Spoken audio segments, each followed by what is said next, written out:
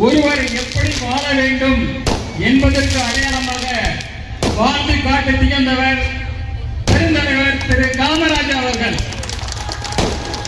அப்படியே நாம் ஒவ்வொருவரும் பயணிக்க வேண்டும்.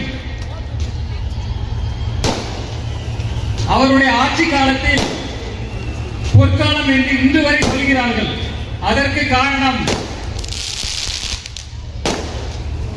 மக்கள் தேவையில் அத்தியாவசியமான துறைகளில் மருத்துவம், கல்வி, பொருளாதாரம் அந்த மூன்றையும் திறம்பட செய்து தமிழ்நாட்டை இந்தியாவின் முதன்மை நிலைக்கு எடுத்து சென்றவர் கர்ம வீரர் காமராஜர் அவர்கள்.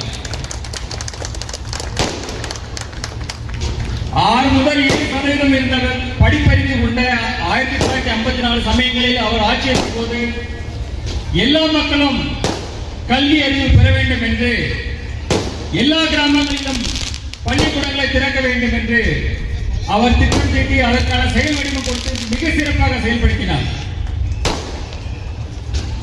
அதே போன்று அதுக்கு மேலும் வலுவூட்டுவதற்கு இலவச கல்வி திட்டம், மதிய உணவு திட்டம் என்று பல திட்டங்களை அறிமுகப்படுத்தி மிக சிறப்பாக செயல்படுத்தினார். அந்த திட்டங்கள் இன்றும் தொடர்ந்து செயல்பட்டுக் கொண்டிருக்கின்றன. அந்த அளவிற்கு அவர் ஒரு தீர்க்கதரிசியாக செயல்பட்டுக் கொண்டிருந்தார். அதே போல பொருளாதார துறையில் பல்வேறு தொழில்பேட்டைகளை உருவாக்கி, பல்வேறு தொழிற்சாலைகளை உருவாக்கி பல ஆயிரம் தொழிலாளர்களுக்கு வேலை வாய்ப்புகளை கொடுத்து பொருளாதாரத்தை மேலும் மேலும் பெருக்கினார். அதே போல அனல் மின் நிலையம், கல்பாக்கம், அதே போன்று பல அணுமின் நிலையங்களை தொடர்ந்து மின்சார தேவைகளையும் உற்பத்தியும் மிக சிறப்பாக அந்த காலத்திலேயே ஏற்படுத்தியது. அந்த காலத்தில் அவ்வளவு டாட்டா கிடையாது. அந்த அளவுக்கு நம்மள்கிட்ட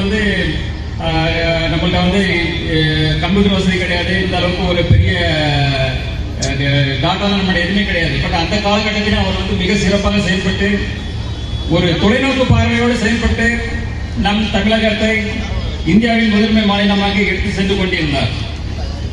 அதோடு சுகாதாரத்துறையில் அந்த காலத்தில் போலியோ சொட்டு மருந்து, சின்னம்மை, பெரியம்மை போன்ற பல்வேறு நோய்களுக்கு இலவச மருத்துவங்களை கொடுத்து பல்வேறு மருத்துவமனைகளையும் நிறுவி மிக சிறப்பாக செயல்படுத்தி இந்தியாவிற்கு ஒரு முன்னுதாரணமான மாநிலமாக செயல்பட்டுக் கொண்டிருந்தார். அதே போன்ற காமராஜர் அவர்களை கிங் மேக்கர் என்று சொல்லுகிறோம். கிங் மேக்கர்ன்றது அவ்வளவு ஈஸி. அந்த இந்தியாவிலே வாங்கின ஒரே ஆள் அவர் தான்.